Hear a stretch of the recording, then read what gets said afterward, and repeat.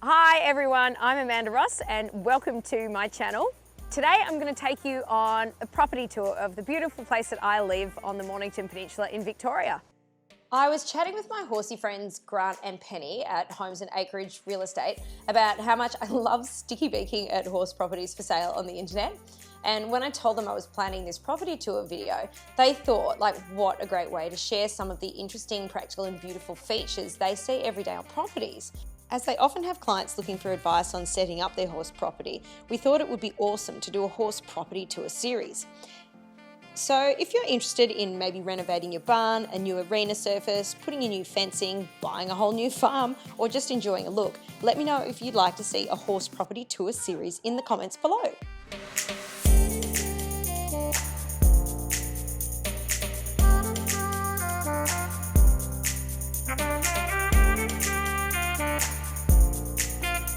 So we've got 30 acres here, and originally it did have a few facilities on it, but we've put the majority of them on. So I'll take you over this way and we'll start with the stables. Now, the stables were already here when we moved in, and there really hasn't been a lot of reason to change anything about them. Originally 6 stables, and we've now turned that into 4 stables and 2 tack rooms. So come and have a look.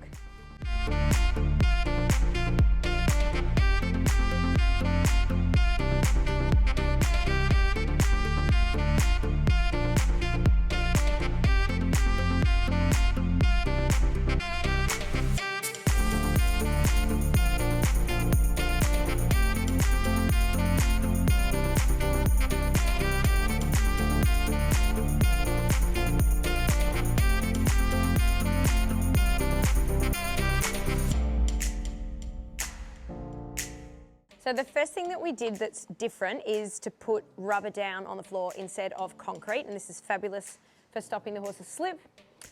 We've got 4 boxes, 2 on the right, 2 on the left, some grooming kits, and we can cross tie them. So we have 2 horses in here, plus we've got lots of different places to hang everything, and of course the beautiful eBay chandelier. And this is one of the 2 tack rooms. This is where I keep my tack along with Lawsy and Mum. So we have 5 tack boxes, 3 on this side, 2 on the other, and some storage, and again, lots of racks and hooks to put everything in here. Works really well, possibly growing out of it, but it works really well.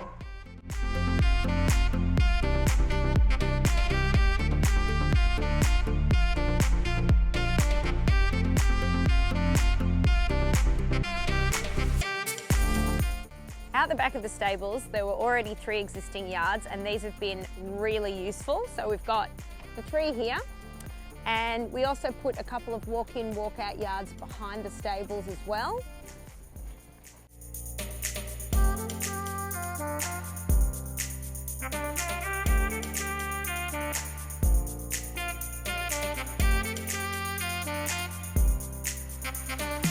And here we've got 2 wash bays, so they both have a rubber floor, cross ties, hot and cold wash, and all of our shampoos and conditioners and scrapers on both sides.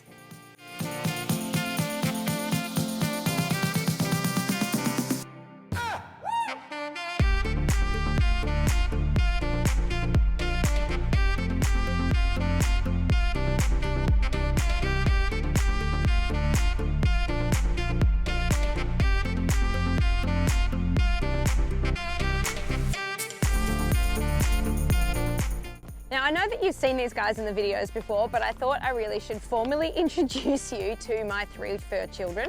This is Oki, and he's a 5-year-old Hungarian Vizsla. Stay here, Oki. He's the most obedient of the 3 children. The middle one is Beetle, or Pootie, and he is a 4-year-old Staffy, and he's deaf as a post, but you wouldn't know it. And then to the end here, we have Ringo, who is my eldest. He is 7 and also an English Staffy. And Ringo and Poods come from the same stud, but they're not related. Good boys! Go, go, go, go, go. So here we've got a choking dog. Start again. Beep. So here is the man cave and the adjoining feed and storage room. So the feed room was an addition because we just completely ran out of room for feed and storage. The man cave was a car workshop, and now that's been turned into a retreat, which is awesome. Anyway, I will show you the feed room. Ta-da! So the feed room is primarily feed, whiteboards for instructions,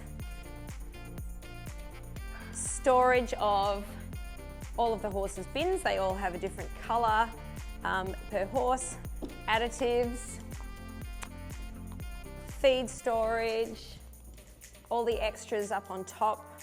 And over this side is the storage section. So each horse has a cubby with all of its rugs folded and named, and that makes a huge big difference to our organisation. And round the corner here we have the laundry, and this obviously is used all the time. So we've got washing machine, sink, a little bit of extra storage in here. These are actually drying racks, so like you'd have at the snow, stuff that doesn't dry during the day that we use a lot of, we pop it in here and it's got ventilation and heaters and it dries in there. It's really helpful.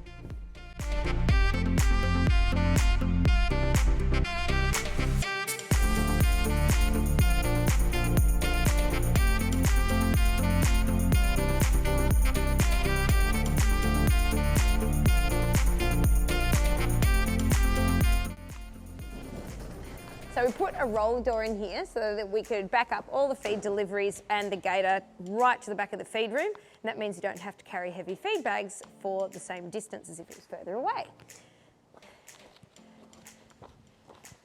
This is one of the existing structures. This is the hay shed.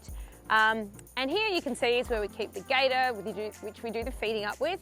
I've been painting the show jumping poles over ISO, and also we've got different hays that we use on a daily basis. If we get a big delivery of hay, we keep that a little bit further away in a bigger shed, but this is just a really easy access, easy flow area for the feed up routine. And over here is the very glamorous poo pile, complete with dog eating poo. So muck heap to the left and stable sawdust to the right.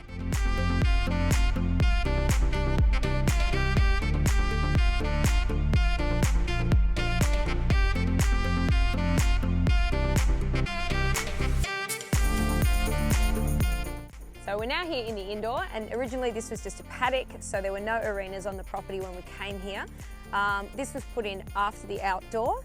It's a 60 by 30 metre arena. The surface is Martin Collins cloth. It's great. It's absolutely fantastic for jumping and dressage.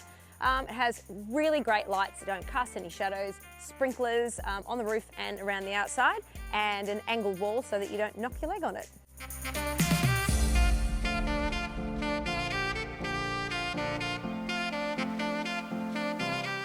So this is the 80 by 40 outdoor arena. It was literally the first thing that we put in when we first moved to the property. It's just a sand surface. It has telephone poles as a fence as well as the hedge. It's a great size for putting in full size and 20 by 40 dressage arenas, as well as setting up an entire jumping course on it.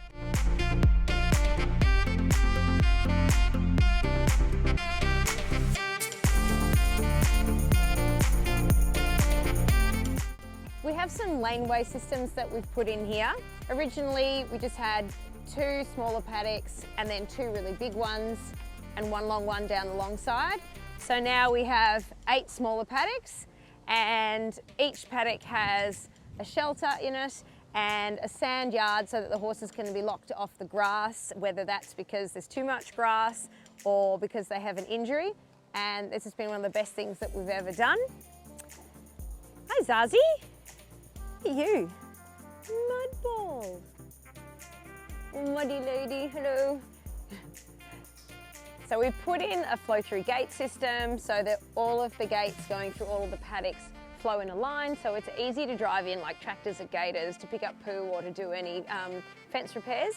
We've got diamond grid on the base of the major walkways, so in and out of the paddocks and around the shelters. And this is laid underneath the sand, so it stops the horses from digging through to the bottom soil and getting all muddy. So these yards are as dry all year round. Each gate has a gate feeder, a rug rack, halters always tied up neatly, and the gates only go inwards so that they don't swing out open into the laneways for safety.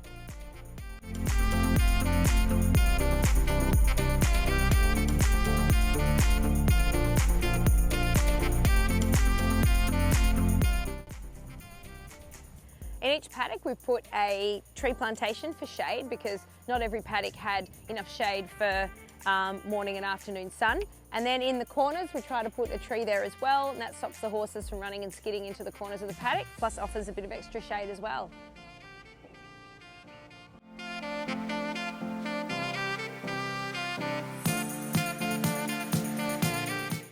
Thanks everybody for watching my property tour video. I hope you enjoyed it and got some good ideas.